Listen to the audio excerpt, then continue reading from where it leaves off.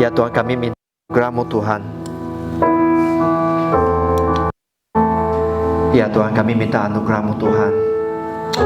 Biar Engkau memberi keberanian kepada setiap kami Bapa untuk menjangkau jiwa.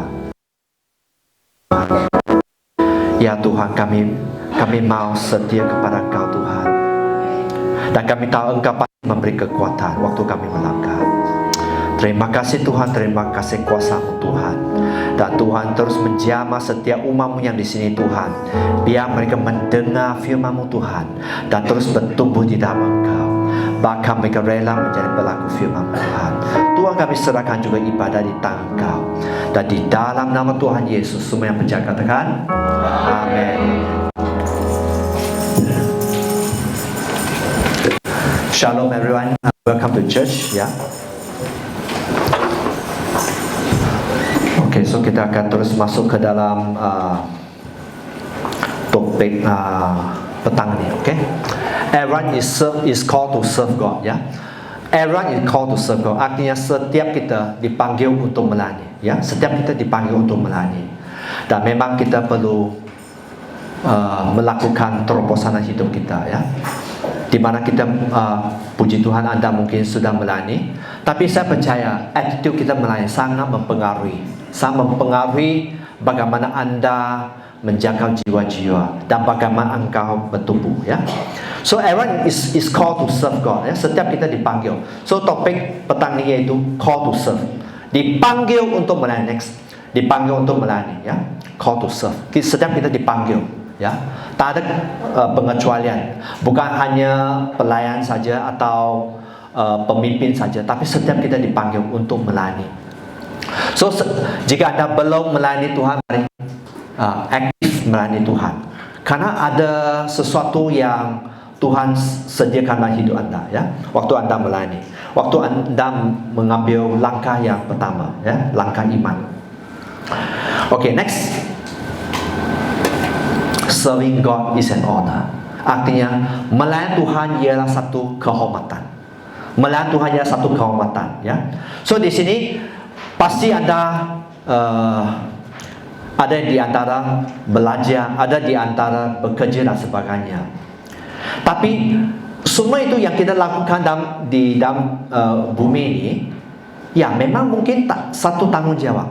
Tapi satu hal yang sangat penting di mana waktu Anda bekerja, waktu Anda belajar dan sebagainya, mari kita jangan lupa bahwa kita dipanggil untuk melayani Tuhan. Dan melayani Tuhan sebenarnya adalah satu kehormatan. Ya. So di dalam melayani Tuhan, satu bagian ialah bagaimana Anda melayani Tuhan. Ini berbicara tentang sikap Anda melayani Tuhan. Ya. So waktu kita melayani Tuhan, apa sikap yang harus kita ada, attitude kita. So apa sikap Anda waktu Anda bekerja? Sikap Anda bekerja bagaimana? Waktu Anda pergi sekolah belajar, sikap Anda bagaimana? Dan di sini sangat penting, bukan setakat Anda melayani, tapi sikap Anda sangat menentukan. Sangat menentukan apakah itu menyenangkan hati Tuhan. Ya. So mari kita memahami itu sangat penting. Melayani Tuhan ialah satu kehormatan. Ya, satu kehormatan. Karena kita bisa memberi banyak waktu dalam pekerjaan dan pelajaran, bahkan di rumah tangga. Tapi melayani Tuhan adalah satu kehormatan. Ingat, ya. Waktu Anda memberi waktu, mari kita melayani Tuhan. Next, mari kita lihat. Okay, pelayanan adalah satu kehormatan. Next. So di Ulangan 10 ayat 12 menyatakan, ya. So di sini firman menyatakan bahwa attitude kita sangat penting, ya. Maka sekarang, hai orang Israel, apakah yang diminta daripadamu oleh Tuhan? Apa yang Tuhan minta dari setiap kita? Tuhan mau kita takut akan Allah, ya, hidup menurut segala jalan yang ditunjukkannya, mengasihi Dia, beribadah kepada Tuhan. Itu berbicara tentang melayani Tuhan, ya, dengan segenap hati, segenap jiwa. Ada kalau kita merenungkan, kita bisa sangat sungguh-sungguh bekerja. Karena apa? Karena itu berbicara tentang keuangan, gaji dan sebagainya. Kita bisa sangat sungguh-sungguh belajar karena itu sepertinya supaya kita bisa naik pangkat, ya. Bahkan kita bisa pergi ke college dan sebagainya. Tapi pertanyaan sekarang ya, apakah kita sungguh-sungguh melayani Tuhan? Kan attitude sangat mempengaruhi. Puji Tuhan Anda melayani, tapi attitude Tuhan sedang melihat. Ya, karena di dalam firman Tuhan mau kita takut kepada Dia, Tuhan mau mencintai Dia. Tapi waktu kita melayani Tuhan, Tuhan mau kita memberi sepenuh hati dan sepenuh jiwa. So itu sangat penting. Next, ayat 13 menyatakan, bahkan berpegang pada perintah dan ketetapan Tuhan, yaitu ya kita taati ya. Dan yang kusampaikan kepadamu ya, supaya baik keadaanmu ya. So di sini Tuhan mengingatkan kita takut kepada Tuhan, menurut semua jalan Tuhan, beribadah melayani Tuhan. Dan waktu Anda mentaati Dia, apa yang terjadi ialah supaya baik keadaanmu ya, supaya Anda berkenan, supaya Anda hidup di dalam tudung Tuhan, berkat yang Tuhan sediakan ya.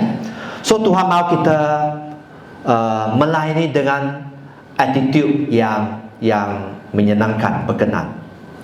Next, di Mazmur 100 ayat 2 menyatakan, mungkin kita baca bersama 2-3, beribadah kepada Tuhan dengan sukacita, datang ke hadapannya dengan bersorak-sorai. Okey, kita stop sekejap. Tuhan mau kita melayani dengan sukacita. Bukan itu satu tanggungjawab, bukan itu kita perlu lakukan. Tuhan mau kita joyful ya, bersorak-sorai waktu Anda melayani Tuhan. Itu attitude yang Tuhan mau. Next, ketahui bahawa Tuhan Allah yang menjadikan kita, dan punya Dialah kita, umatnya, kawanan domba gembalanya. So sebenarnya kita sebagai anak Tuhan ya, kita ialah milik Tuhan ya. Tuhan mau kita menjadi umatnya yang sesungguhnya. Kita dombanya, Dia ialah gembala kita.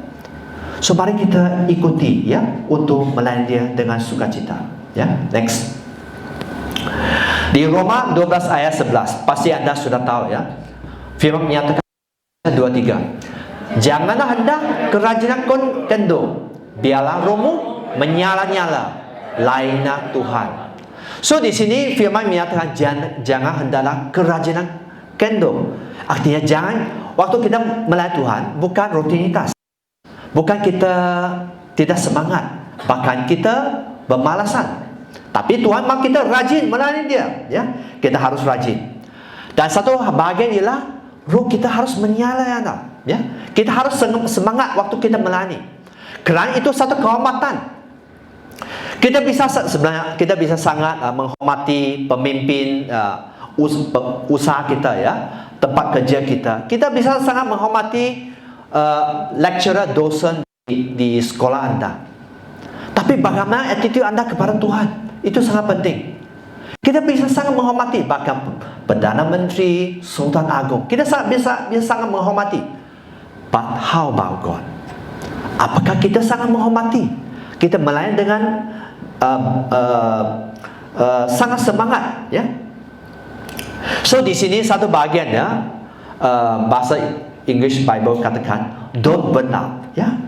Jangan sampai kita kehabisan tenaga. Tuhan ingatkan, atau kita tidak ada api lagi. Don't burn out. Keep yourself filled and aflame. Artinya keep yourself, maksudnya kita harus apa?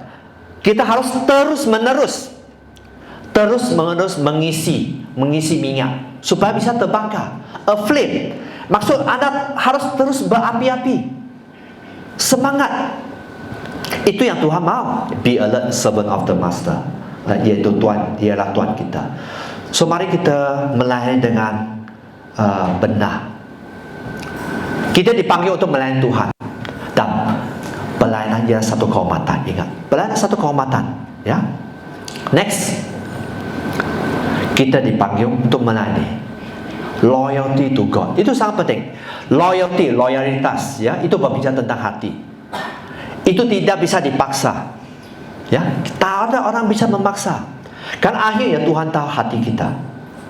Tuhan mau sepenuh segenap hati kita, loyalitas kepada Dia, loyal to God. Next ya, pelayanan memuji kesetiaan dan ketaatan kita. Ya, pelayanan. Waktu Anda melayani, waktu Anda melayani sekian lama, Anda akan lihat bahawa apakah Anda setia, apakah Anda taat kepada firman Dia. Ya, so ini sangat penting di mana kita perlu belajar mentaati firman. Ya, so pelayanan itu akan menjadikan kita merenungkan apakah kita setia kepada Dia. So di sini kita tahu bahawa di sini siapa suka mengambil ujian sebelum naik pangkat? Siapa mau ambil ujian sebelum naik pangkat? Siapa mau naik pangkat? Ada ujian tak biasa, ya? Biasa orang yang naik pangkat, maksud dia sudah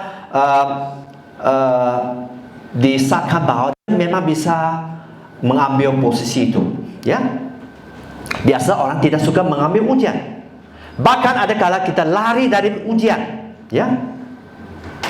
Kalau kita lari dari ujian, maksud kita tidak akan menerima promosi.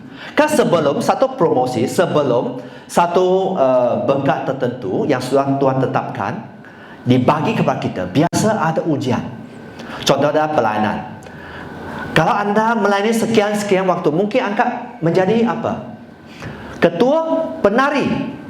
Mungkin anda menjadi ketua hospitality, menjaga makanan dan sekian dan sebagainya. Dan itu sebelum promosi dilakukan ada hidup anda, pasti pastor anda atau pemimpin akan melihat apakah anda setia. Karena tak ada orang akan memberi tanggungjawab itu kalau anda tidak bisa setia, ya, atau anda bisa ambil perintah, ya. So ini sangat sederhana sebenarnya di tempat kerja, di sekolah, sangat nyata, ya. Ya, dan biasa Tuhan menyediakan satu peningkatan berkat, ya, ya, untuk setiap kita, ya, karena Tuhan mau hamba Dia yang taat dan setia. So di sini waktu kita ada kala kita merenungkan bahawa kalau saya mengambil ujian bisa gagal, kan, bisa tidak lulus. Tapi saya sangat dijamah seorang pengusaha yang sangat sukses, ya. Beliau kata, ya, ini bahasa Cantonese, "Mau kam yong yi sapai ke." Mau kam yong sapai ke. Artinya tidak mudah untuk gagal. Tidak mudah untuk gagal sebenarnya. Kalau kita bisa mendengar tentang itu bahawa sebenarnya hidup ada kala kita memikirkan, tak jadilah, saya tak bisa melakukan, saya tak akan bisa melewati ujian promosi itu, saya seperti ada hindaran di mana tadi ada hujan, kan, sepertinya tak bisa pergi ibadah. Kita sangat senang kita memikirkan yang negatif, kan. Tak ada transport, susah dapat Grab, contohnya. Tapi kalau kita merenungkan bahawa sebenarnya kalau kita merenungkan apa yang kita pikirkan yang negatif, ya, apakah selalu terjadi? Biasanya tidak terjadi. Kita ingat bahawa karena mungkin semalam kamu sedikit lambat dalam pekerjaan, hari ini kamu pergi ke pejabat, kamu ingat, bos pasti marah saya. Ada kala bos tak marah, kan? Ada kala yang dalam sekolah, saya tidak buat exercise, ya, saya tidak buat assignment. Pasti cikgu akan kata, dia akan marah saya, dia akan pukul saya, bahkan dia pukul saya dan sebagainya. Tapi sering itu tidak terjadi. Ini menunjukkan bahawa ada kala apa yang kita pikirkan ada kala sebenarnya sia-sia, dan ada kala kita terlalu negatif. Apa yang sebenarnya tidak akan terjadi. Oleh itu, mari berpegang bahawa sebenarnya untuk gagal sebenarnya tidak, it's quite difficult untuk gagal. Masih ingat tema tahun ini? Ialah apa? Tema tahun ini? Never give up. Never give up. Mengapa ada orang sepertinya gagal atau gugur atau apa? Kenapa? Give up. putus asa, tidak meneruskan contoh pekerjaan, contohnya pelajaran, contohnya dalam pelayanan dan sebagainya, mereka dikatakan gagal. Karena apa? Karena mereka give up. Ya, so mari kita bisa tangkap itu ya, bahawa Tuhan selalu akan menguji kesetiaan kita dan ketaatan kita. Ya, karena untuk Tuhan sangat penting. Bahkan terpuja nama Tuhan, anda datang beribadah walaupun hujan, bahkan hujan lebat. Bahkan kalau kamu berjalan, yang berjalan kaki ke sini, mungkin wah itu air akan membasahkan ya pakaian saya atau selepas saya dan sebagainya. Tapi anda terus tetap datang beribadah, puji Tuhan ya. So Tuhan berkenan kalau kita bisa setia dalam perkara kecil. Ya, next. Di sini mari kita baca 2-3. Saudara-saudaraku, anggaplah sebagai suatu kebahagiaan apabila kamu jatuh dalam berbagai pencobaan. Wow. Dan pencobaan apa yang Tuhan katakan? Waktu anda dicoba, waktu anda ditantang, bahasa Inggris katakan joy. Maksud perlu ada sukacita. Bersukacita waktu anda dalam pencobaan. Bagi tahu jiran kamu, bersukacitalah waktu anda dalam pencobaan. Ini attitude yang Tuhan mau. Bersukacitalah. Jangan susah hati, ya. Jangan down. Tuhan, ini firman Tuhan. Oleh sebab tu, mari kita selalu melihat ya, apa yang firman katakan, bukan apa yang biasa reaksi. Bersukacita pencobaan. Next. Sebab kamu tahu bahawa ujian terhadap imanmu itu menghasilkan ketekunan. Ya, okey, stop. Ujian, pencobaan itu akan menentang tentang iman kita. Apakah anda terus tekun beribadah? Karena ya, bagaimana anda belajar tentang firman kalau anda tidak beribadah? Beribadah bukan berbicara tentang ibadah raya saja. Beribadah, persekutuan doa, connect group dan sebagainya.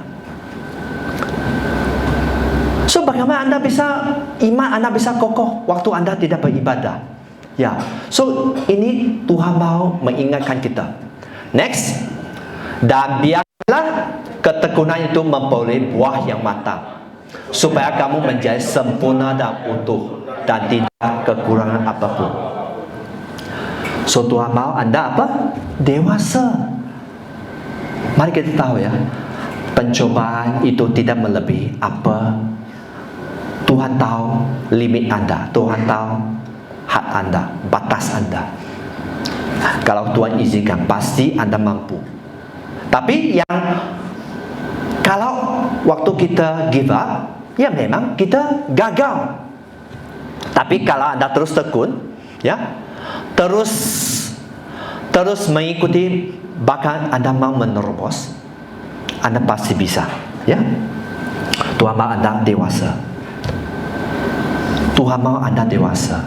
Kalau itu sebab kalau kita melihat dalam ibadah saja, ini belum pelayanan. Kalau kita lihat orang yang jarang beribadah, sebenarnya iman sangat senang gugur. Mengapa? Pertama, karena ada komunitas untuk mendorong. Kedua, bagaimana anda membaca firman, belajar firman. Mungkin ada orang kata, saya bisa belajar sendiri. Betulkah?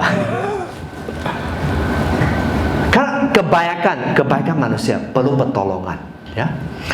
So ini sangat penting ya. Mari kita rajin beribadah, ya. Dan standar Tuhan ialah di mana Tuhan mau kita setia, ya, hamba yang taat dan setia, ya. Ini yang Tuhan mau, setia dalam perkara kecil, ya. Dan Tuhan akan mengangkat anda, pasti. Karena kalau kita tidak bisa setia dalam perkara kecil, bahkan kita tidak benar dalam perkara kecil, Tuhan tak akan memberi yang terbaik dalam hidup anda. Okay, next. Jadi, jikalau kamu tidak setia dalam hal mamon yang tidak jujur, ini berbicara tentang keuangan. Bagaimana anda mengelola keuangan? Pertama, bagaimana anda gunakan? Apakah anda menggunakan untuk hanya menikmati saja. Ini sangat penting ya. So, kita perlu tahu mengelola, ya, mengelola dengan baik. Bahkan saya hanya sharing sedikit ya. Sebenarnya ada kala Tuhan katakan bawalah seluruh persembahan persepuluhan ke dalam gereja lokal, tempat perbenahan ya. Mengapa ada kala kita tidak bisa melakukan? Karena pertama, kita gunakan untuk hal-hal lain yang mungkin terperlu ya. Saya bersama memahami, karena kami juga melewati proses itu. Tapi firman sangat jelas, bawalah seluruh persembahan persepuluhan ke dalam perbenahan ya, yaitu gereja lokal. Cara kita melakukannya ialah supaya kita bisa memberi persepuluhan ialah, mari waktu Anda menerima berkat, mari kita terus memberi. Dan saya di sini bukan sharing secara teori, kami juga melakukan. Kalau tidak, pasti kami tidak bisa melakukan. Ya, Tuhan kata, kalau kita tidak setia dalam hal mamon, yaitu keuangan. Kalau keuangan kita tidak beres, ya, bagaimana percayakan sesuatu yang sangat besar? It's impossible. Sesuatu yang ilahi, bahkan sangat-sangat besar dalam hidup anda. Kan setiap kita ada panggilan tertentu. Dan ada kala kami bisa melihat orang tertentu dipanggil untuk hal yang tertentu. Bahkan Tuhan sebenarnya sedang memberi kapasitas yang besar. Tapi kalau kita tidak bisa setia dalam perkara kecil, pasti, karena ini sebenarnya kalau kita melihat tentang pekerjaan, kalau kita tidak bisa menjadi cakap dalam pekerjaan bahagian kita, anda tak akan bisa dipromosi. Kalau orang promosi pasti tak sangat cakap dalam bahagian pekerjaannya, contohnya. So, apakah anda, siapa mau dipercaya dengan harta yang sejati, yang sangat besar dari Tuhan? Siapa mau? Siapa mau? Sepertinya tak banyak. Kurang daripada 5 ya. Diberkatilah yang angkat tangan. Tapi yang tidak angkat tangan, kami berdoa, mari kita merenungkan. Karena tadi kita belajar tentang apa? Iman anda akan dicabar. Iman anda pasti dicabar. Mengapa ada kala kita tidak bisa melangkah dalam iman? Sangat sederhana saja, karena kita tidak percaya kepada Tuhan. Kita tidak percaya bahwa Tuhan bisa mencukupi. Kita tidak percaya bahwa Tuhan bisa melakukan mukjizat. Kita menyembah dalam lagu penyembahan, mukjizat Tuhan nyata dan sebagainya. Tapi apakah anda sungguh-sungguh percaya? Karena itu, kalau anda belum bisa melangkah dengan iman dalam banyak hal, bukan setakat keuangannya, dalam banyak hal, pacaran, promosi, mungkin kerja yang baru dan sebagainya. Kalau anda belum pernah melangkah dengan iman, kalau Tuhan sudah bicara dan anda tidak melangkah dengan iman, berarti bahwa anda tidak percaya. Betul kan? Betul, Imam? Betul? Betul, ya. So, sebenarnya itu sangat sederhana. Ini tentang kita tidak percaya kepada Tuhan. Kita tidak percaya Tuhan bisa melakukan mukjizat. Dan Tuhan mau kita dewasa. Ingat, Tuhan mau kita dewasa supaya apa? Kan ada satu hari di mana mungkin anda tak akan bisa bertemu dengan kami. Mungkin kami sudah tak ada. Ada dipanggil Tuhan. Bagaimana? Kamu masih kau siapa? Kau pemimpin. Kalau pemimpin lowbat, bagaimana? Bagaimana? Kau siapa? William. Kau William. Kau William. Kalau William sedang berpacaran, dia terus blok nombor kamu. Bagaimana? Ya, karena setiap orang ada prioritas kan. My girlfriend more important than you lah. So bagaimana? Dia tak ada waktu untuk mendoakan kamu. William, mungkin bakal you pastor. Ya. So sangat penting ya, kita dewasa. Ingat, firman selalu mau mendorong kita. Mari melangkah iman, supaya anda menjadi dewasa. Kan? Bahkan Anda yang sudah berumur sekian-sekian, dan ada juga yang masih muda. Kan kalau iman Anda tidak kuat, saya bisa kata ya, hidup ini banyak badai. Kalau Anda tidak kuat, Anda akan melewati itu sangat susah. Ini berbicara tentang percaya atau tidak percaya kepada Tuhan saja sebenarnya. Ya, so mari kita belajar bersama-sama. Ya, kami juga ada bahagian tertentu di mana kami harus menerobos. Ya, oke, next ayat 12. Oke, saya baca saja. Dan jikalau kamu tidak setia dalam harta orang lain, siapakah yang akan menyerahkan hartamu sendiri kepadamu? Sangat senang. Kalau Anda tidak bisa setia kepada orang lain, apakah dia akan bagi yang mungkin dia akan memberi sesuatu, bahkan memberkati Anda, memberi tanggung jawab Anda untuk menjaga, contohnya properti dia, rumah dia dan sebagainya? Tak akan. Karena mereka orang hanya bisa percayakan sesuatu yang penting kepada mereka yang reliable, yang bisa dipercaya. Ya, ayat 13 katakan, ya, seorang hamba tidak, okey, mari kita baca, ini sangat penting. Seorang hamba tidak dapat mengabdikan kepada dua tuan, kerana jika demikian ia akan membenci seorang dan mengasihi yang lain, atau ia akan setia kepada seorang dan tidak mengindahkan yang lain. Kamu tidak dapat mengabdi kepada Allah dan kepada mammon. Maaf, saya harap Anda berjiwa besar ya. Saya hanya bagi beberapa contoh. Ada kala ya, ada ya mungkin dulu ya, mungkin dulu Anda beribadah di gereja ini, beribadah di gereja sana. Contohnya, so pasti dalam berapa gereja yang Anda pergi, pasti Anda ada gereja Anda lebih suka, kan? Contohnya, Anda ada berapa kawan? Kawan satu, kawan dua, kawan tiga. Di antara kawan itu, pasti Anda akan lebih setia kepada salah seorang. Ini biasa sebenarnya, ya. So di sini Tuhan sangat jelas berbicara bahawa kita tidak bisa mengabdi kepada semua. Anda pasti, apakah Anda cinta Tuhan atau tidak sebenarnya? Itu saja.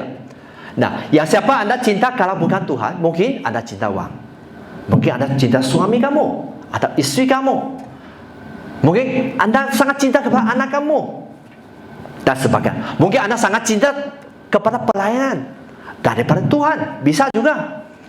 So ini sangat penting, di mana mari kita mengerti apa yang paling penting sebenarnya. Tuhan mau kita bisa mengabdi kepada hidup, mengabdi hidup kita kepada Dia, ya. So ini sesuatu yang sangat penting untuk setiap kita, ya. Next, kita dipanggil untuk melayani. Apa? Building spiritual muscle. Tuhan mau kita otot rohani kita kuat. Tuhan mau Anda kuat. Ada mungkin ada pergi ke gym, ya. Memang secara fisik kuat, tapi apa otot rohani Anda kuat? Itu sangat penting. Karena ini berbicara tentang apa? Berbicara tentang apakah Anda senang tumbang. Bahkan Anda, kalau Anda tidak menjaga keselamatan, Anda bisa dibuang ke neraka. Spiritual muscle is very important, ya. Next. So pelayanan sebenarnya sedang membangun dan melatih otot rohani kita, ya. Pelayanan waktu Anda melayani Tuhan, ya. Setiap kita perlu apa? Perlu training, ya. Ya. Kita perlu training. Ya. Dan Tuhan mau kita terus bertumbuh di dalam iman, ya. Ada kala kita selalu tanya, jangan tekan dulu, okay? Sometimes we all ask, Tuhan mau sebenarnya kita stop asking why, but start asking what you are teaching me now, ya. Artinya apa? Tuhan mau kita berhenti bertanya mengapa, godaan itu terjadi, mengapa itu pencobaan itu, mengapa, why. Tapi Tuhan mau kita tanya apa yang bisa aku pelajari dari itu, ya. Karena hidup ini satu pelajaran. Kita tanya why. Ada kala ya kita perlu. Kalau Tuhan sudah tidak jawab, mungkin Tuhan mau kita belajar sesuatu. Apa yang karena Tuhan mengizinkan. Contohnya Anda bergumul ekonomi. Tuhan mau Anda belajar sesuatu sebenarnya. Ya, kami juga Tuhan mau kami belajar juga. Mengapa belum banyak jiwa-jiwa datang? Contohnya, sebenarnya ada sebab. Dan bahkan biasa kita tahu sebabnya. Kalau kita jujur, kita tahu sebab mengapa itu tidak terjadi. Ya, ya. So seorang hamba Tuhan berkata, remain faithful to Him, even in difficult time. If you don't get bitter, you will get better. Artinya apa? Tuhan mau kita tetap setia kepada Dia, ya, bahkan di saat-saat yang paling sulit.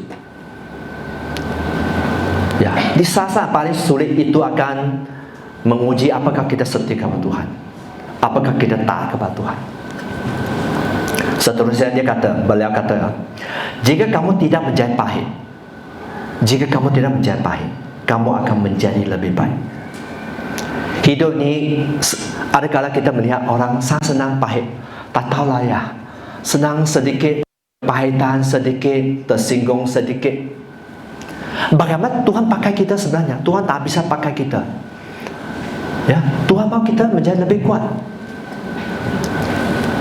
Tuhan mau kita lebih tahan banting. Ya, ingat, jika kamu tidak pahit, kamu akan menjadi lebih baik. The better will come. Kalau kamu menjadi pahit, kepahitannya apa? Satu dosa. Saya hanya share kepada Anda, kalau Anda tidak sadar, kepahitannya dosa. Tidak bisa mengampuninya satu dosa. Dan setiap dosa akan menghambat kita menerima berkat dari Tuhan. Ingat. Oleh itu, mengapa ada doa Bapa di surga? Satu bagian, ampunilah dosa kami seperti kami mengampuni dosa orang lain. Puji Tuhan, ya. Kamu masih ingat, ampuni dosa aku seperti engkau, supaya apa? Supaya ampuni dosa aku, di mana aku juga bisa mengampuni orang lain. Itu akan menghambat. Oleh itu, orang yang sangat senang tersinggung susah. Bahkan dosa, kalau kita memahami dosa akan memisahkan kita, bahkan akhirnya dia akan bisa dipisahkan dari Tuhan selama-lamanya. Dia bisa ditolak Tuhan nanti dan tidak diterima di surga. So ini sangat penting, ya. Remain faithful, tetap setia apapun di saat yang paling sulit. Apakah kami ada melewati saat yang sangat sulit? Ada. Banyak hal. Tapi life have to move on. Apakah kamu bertumbuh? Apa Anda mau iman kamu lebih naik pangkat? Apakah kamu mau lebih dewasa? Kan Tuhan mau kita menjadi dewasa. Dewasa artinya kita bisa lebih senang mengampuni. Bukan sempurna, ya, saya katakan. Lebih senang mengampuni, lebih senang menerima keadaan, lebih senang menerima orang lain dan sebagainya. Dan bukan selalu berdendam. Pahit. Ya. Dan okay, next, boleh buka. Next. Ini terjadi di tahun 1980, di mana kedutaan besar Iran, ya, dimasuk oleh teroris, ya. So siapa mau pergi menyelamatkan tebusan itu? Siapa mau? Siapa mau selamatkan mereka? Di sini ada orang mau selamatkan mereka. Polis juga mungkin tak bisa. SWAT juga mungkin tak bisa. Ini terjadi di Inggris, ya. Dan mereka panggil siapa? Pasukan khusus, SAS. Ya, yang paling pasukan paling elit di Inggris, ya. Untuk apa?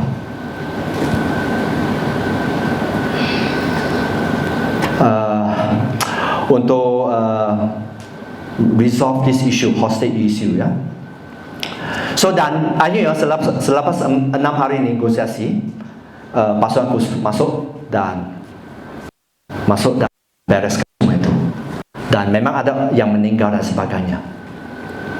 So kalau kita sebagai anak Tuhan ya,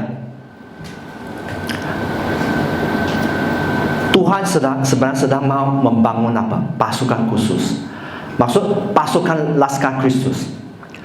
Laskar Kristus bukan berperang secara fisik, ya, bukan seperti gangster dan sebagainya atau yang fisik, peperangan fisik. Tapi Tuhan panggil kita menjadi berperang secara rohani.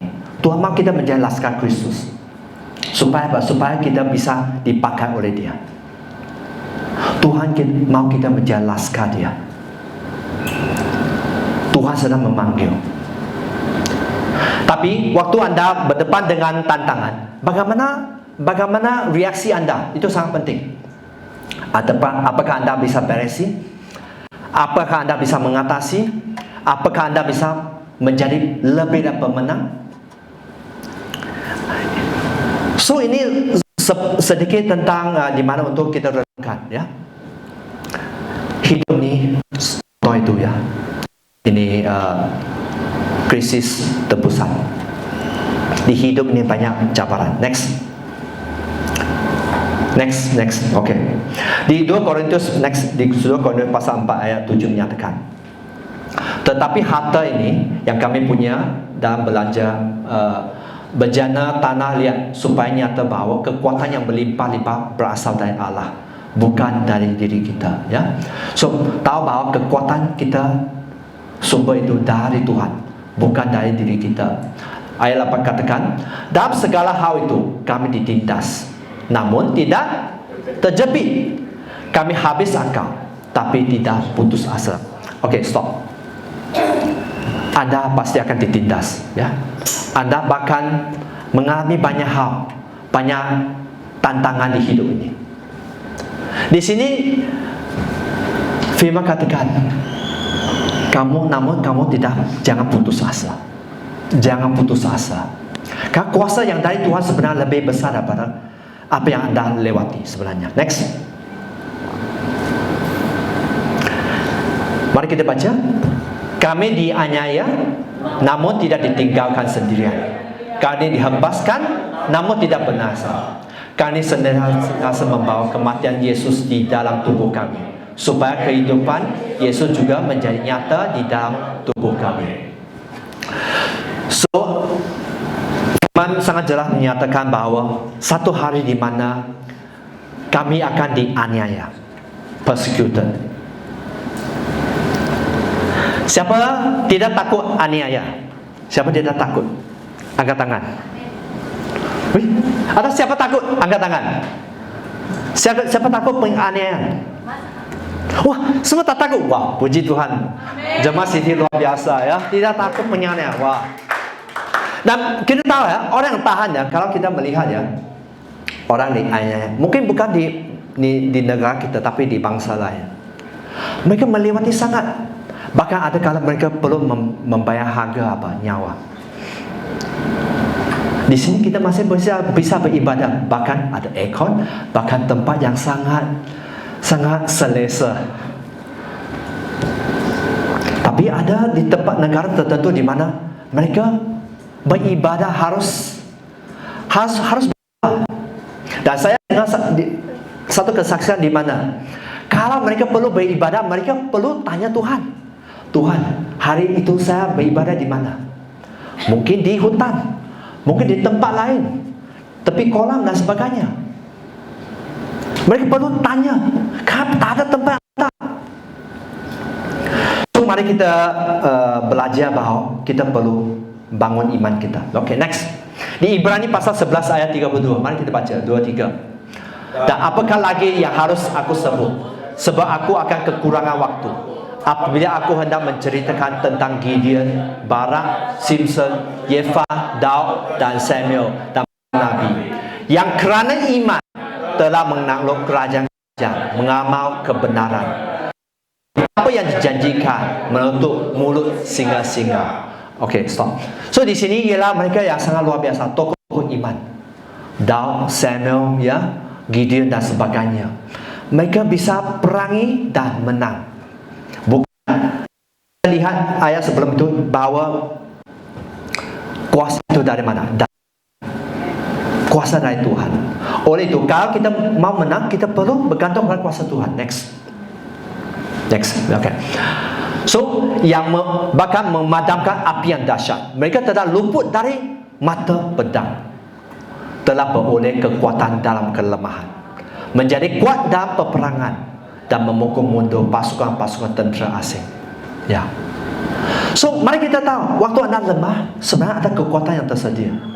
Tapi ada kala kita tak mau, kita gunakan cara kita, ya. Cara kita, ada kala bisa kita memberesi tantangan itu. Tapi kalau sesuatu yang sangat luar biasa, kita tak bisa. Kita tak ada kekuatan. Dan pasti anda juga akan lihat bahawa dalam hidup ini, mungkin teman anda dan sebagai sesiapa pun, ya, anda akan lihat orang yang tak ada kekuatan, langsung tak ada kekuatan. Sedikit ayah, saya tak mau lagi beribadah. Karena contohnya, teman saya kata, tak payah beribadah. Anda beribadah, anda dibayarkah? Dibayar? Bahkan kita memberi. Kalau kita dibayar untuk beribadah, itu bukan beribadah, itu dibayar. Dan biasa kalau dalam pilihan raya, ada kala dalam campaign, ya, anda akan lihat orang dibayar untuk pergi ke sana. Mereka dibayar, ya, dibayarlah. Tapi mereka mungkin bukan supporter mereka. Contohnya, ya, sekarang campaign banyak hot, ya, di US, ya, campaign pilihan raya, ya, mungkin di Indonesia juga, ya. So, mari kita tahu bahawa, ya, kita bisa, waktu anda lemah, anda bisa menjadi kuat. Tapi anda harus buat keputusan. Aku bisa. Kenapa? Karena Roh Kudus akan memampukan. Aku bisa, ya, karena kita lebih dari pemenang, ya. Aku bisa memukul kalah serangan iblis, ya. So, mari kita ingat tentang itu, ya. Okay, next, kita dipanggil untuk melayani, ya. Topik petang ini, kita dipanggil untuk melayani. Growing closer to God, ya. Tuhan mau kita lebih melekat kepada Dia. Bukan setakat dekat, ya, tapi Tuhan mau kita lekat. Ada kala kita, mungkin anda membaca firman atau anda berdoa, ya, anda dekat dengan Tuhan, kan? Pasti, saya percaya pasti ada waktu di mana, waktu terutama anda ditantang, mungkin anda putus asa sebagai anda berdoa, mungkin anda baca firman, anda dekat dengan Tuhan, kan? Waktu itu seperti anda dekat dengan Tuhan, dekat. Tapi ada perbedaan dekat dan melekat. Anda bisa berjam-jam dekat dengan Tuhan, tapi tidak melekat kepada Tuhan. Bisa, kan? Karena kalau anda tidak melekat kepada Tuhan, pasti anda tak akan bisa menerima pertolongan yang sesungguhnya. Mungkin anda dapat ditolong, tapi mungkin bukan yang sepenuhnya yang bisa Tuhan lakukan, ya. So, di sini Tuhan mengingatkan kita, pelayanan membawa kita lebih, ya, membawa next, ya, pelayanan membawamu lebih melekat kepada Tuhan, ya, lebih intim kepada Tuhan, ya. Dan firman sangat jelas, mendekat kepada Allah dan Ia akan mendekat kepadamu. Artinya, bahagian kita yang pertama, Tuhan selalu mau tolong, Tuhan selalu mau memberi idea, Tuhan selalu mau membawa kita luar dari tantangan hidup ini. Tapi bahagian kita harus lakukan dulu, ya. Next. Dan firman juga sangat jelas menyatakan, mari kita baca 2-3. Berserulah kepadaku, maka aku akan menjawab engkau dan akan memberitahu kepadamu hal-hal yang besar yang tidak terpaham, yang ni hal-hal yang tidak kau ketahui. Tuhan mau kita berseru. Berseru bukan kalau Tuhan jawab, oke. Kalau Tuhan tak jawab, tak apa, ya. Dan Tuhan kata, aku, waktu anda berseru, waktu anda mencari Tuhan, Dia akan menjawab. Ini firman yang katakanlah, jangan ingat, Tuhan jawab dah. Tapi waktu anda berseru, Tuhan menjawab. Dan dia akan memberitahukan hal-hal yang besar. Wow. Sebenarnya kalau Tuhan dalam destiny setiap kita ya, Tuhan mempunyai sesuatu yang besar. Biasa Tuhan ada sesuatu yang besar. Hanya kita tidak melihat. Bahkan kita menolak. Kita tidak mau mengikut. Ya. Biasa ada hal-hal besar. Bukan pergumulan, kelemahan, kebiasaan kita sebenarnya bisa diatasi sebenarnya. Tapi apakah kita mau? Kita sungguh-sungguh mau.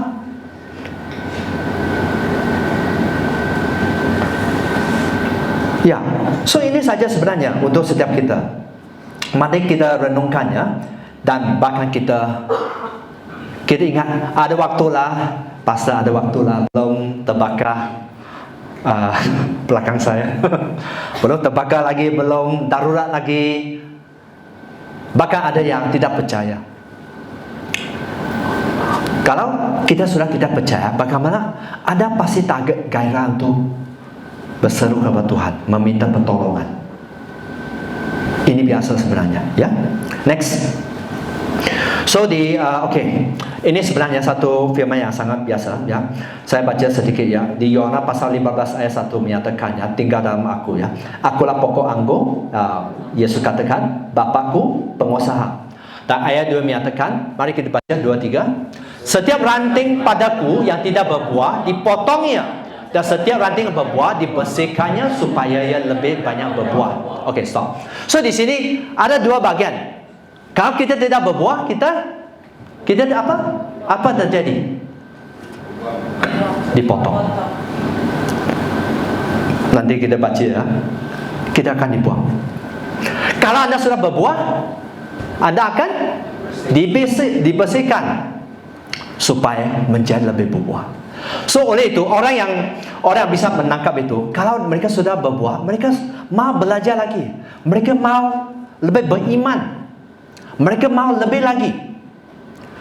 Tapi ada kalau mentalis kita ialah bahwa nggak bisa lah, dari background saya, siapa saya, tak pernah pergi college, tak ada keluarga yang baik dan sebagainya, bukan dari keluarga yang baik.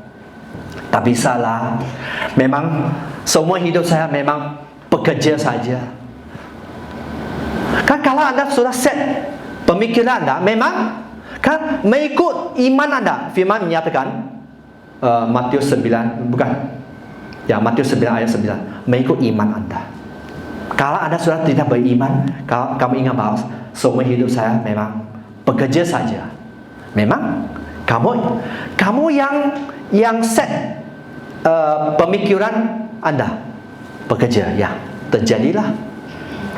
Tapi kalau kamu percaya bahwa kamu bisa menjadi besar, kamu bisa menjadi lebih berhasil, kamu akan pasti dipakai Tuhan dengan luar biasa. Kamu sudah banyak karunia, kamu sudah pakai semua talenta anda yang kamu sudah tahu. Kamu percaya ada Tuhan bisa menambah lagi talenta, bahkan mengangkat kamu lagi. Terjadilah itu. Tapi kalau kamu ingat bahwa tak bisa, memang kamu hanya tetap di bagian pelayanan itu saja. So sebenarnya itu berbicara tentang apa? Mentalitas, ya. Dan ini berbicara waktu kita tinggal dengan Tuhan, ada kuasanya. So di sini ayat 4, mari kita baca bersama 3. Tinggal di dalam aku dan aku di dalam kamu. Sama seperti ranting tidak bisa berbuah dari diri sendiri kalau ia tidak tinggal pada anggur. Demikian juga kamu tidak berbuah jikalau kamu tidak tinggal di dalamku. So di sini sangat jelas, tinggal di dalam Tuhan, berbuah lebat, ya. So next. Oke, kita terus baca.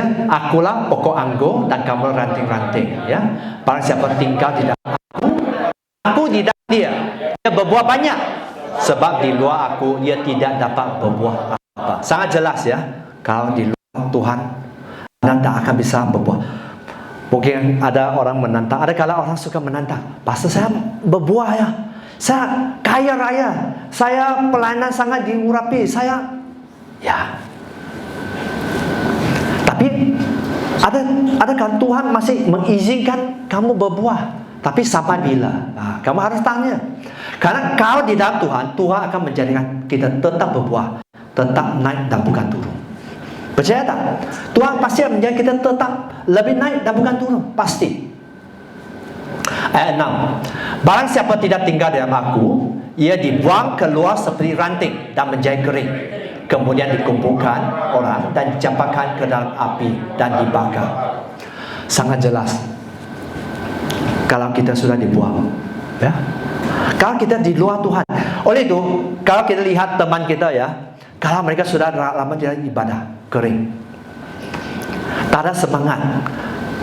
Mungkin masih belum di mana mereka akan dihakimi, dibuang ke neraka. Tapi on the way. Kan kalau kita sudah tidak mau menerima firman, sudah memberontak. Ini sebenarnya berbicara tentang orang memberontak. Mungkin bukan kepada manusia, tapi orang suka memberontak, roh memberontak. Itu sangat bahaya sebenarnya. Kalau sudah di luar, pasti kering. Bahkan siapa yang hari ini siapa teman dekat Anda sangat penting. Mari ingat siapa teman Anda. Kalau teman Anda kebaikan yang tidak beribadah, yang tidak suka melayani, mungkin kamu harus menjauhkan. Kalau tak ada orang terlalu kuat, saya mau kata, tak ada orang terlalu kuat. Bahkan kami pastor-pastor, kami perlu fellowship. Kami perlu kalian juga.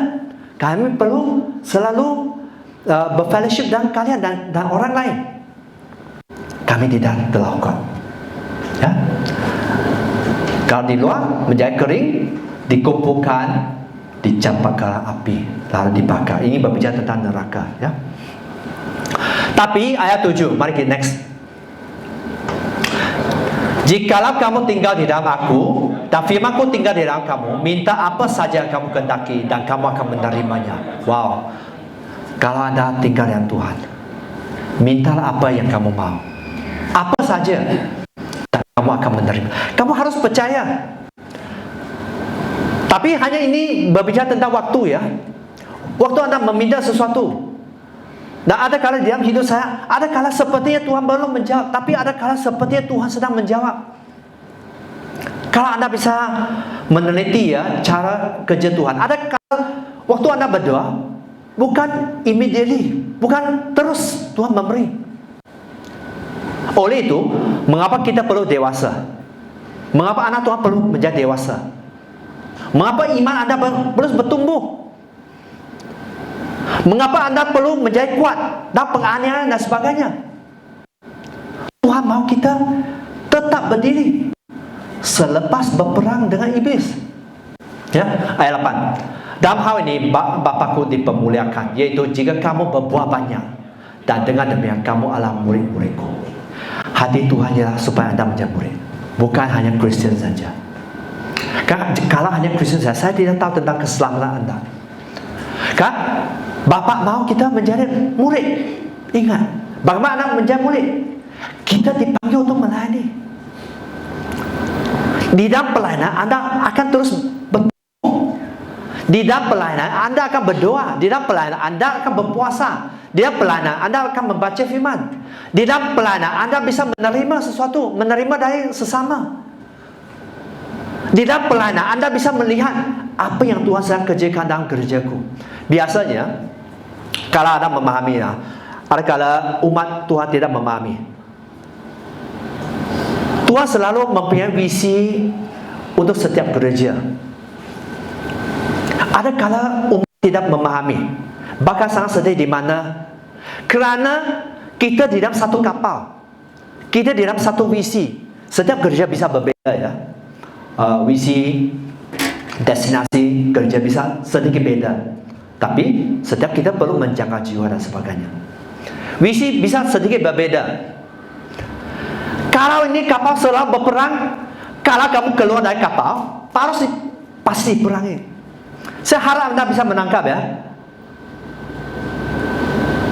Kalau umat CSI, kalau mereka keluar dari gereja, mereka pasti diperangi. bahkan bisa gugur. Dia bahkan bisa tidak tahan panas. Tidak tahan panas dalam teguran, dalam pelayanan dan sebagainya. Saya tidak tahu. So ada satu destinasi di mana kalau Anda keluar sepertinya sedang hujan. Ini rumah kamu. Ini baik Allah. Kamu keluar. Apa yang terjadi? Kamu akan basah. Basah masih okey. Ada kala walaupun jarang terjadi, bisa kena petir. Siapa tahu? Dan memang tidak aman kalau kita keluar dari rumah. Bahkan baik Allah. Oleh itu saya harap umat CC bisa menangkap ya.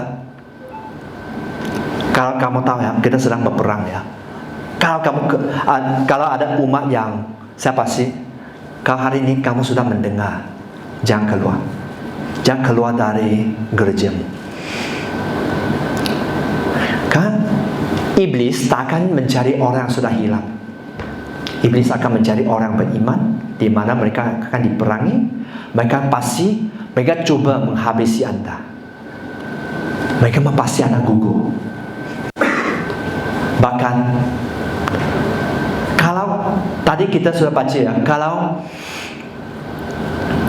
kita sudah tidak melekat kepada pokok anggur, kita akan kering. Hanya hitungan waktu saja kita kering. Kita menjadi sangat kering. Yang sangat kering sebenarnya siap-siap untuk dibakar sebenarnya. Paham? Kalau kita sudah sangat kering, sebenarnya siap-siap dibakar saja. So mari kita bisa tangkap ya. Dan sebenarnya itu sangat serius untuk setiap kita. Jangan keluar dari ibadah, dari gereja. Karena Anda akan habis-habis diperangi. Atau kita ada ya,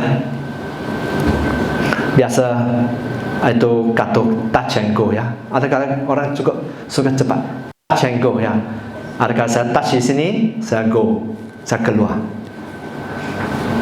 Dan kalau kita hanya mentalitas di mana itu sebagai tanggung jawab Anda datang beribadah, ataupun Anda melayani karena touch and go, karena itu satu tanggung jawab saya, tanggung jawab pelayanan saya, Anda tak akan bisa bertumbuh.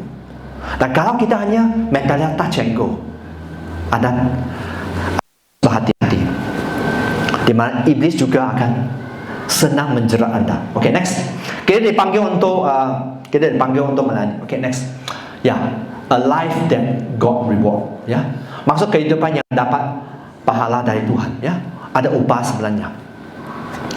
Tuhan, waktu kita melayani sebenarnya Tuhan sediakan sesuatu untuk kita. Ya, next. Ini Paulus menyatakan di sini. Paulus kata, kuasai dirimu dalam segala hal, sabar menderita, lakukan pekerjaan pemberitaan Injil, tunaikan tugas pelayanan. So di sini Tuhan mau kita apa? Bisa menguasai diri. Dan yang merah itu sabar menderita. Kita pasti dicoba kesabaran kita, ketulusan kita, ekonomi kita. Apakah kalau ada waktu di mana bercuti, beribadah atau melayani, apa yang Anda pilih? Satu hal saya percaya, Tuhan pasti ada ujian untuk Anda. Ujian bukan untuk menjatuhkan, ujian untuk supaya Anda sadar apakah kamu sungguh-sungguh mencintai Tuhan sebenarnya. Ya. Apakah sabar bisa menderita? Dan pelayanan bukan senang ada kala ya. Pelayanan bukan senang. Pelayanan sebenarnya berbicara tentang membayar, memberi, berkorban. Itu saja. Bukan menerima. Kalau sesuatu pelayanan yang hanya menerima, itu bukan pelayanan. Ya.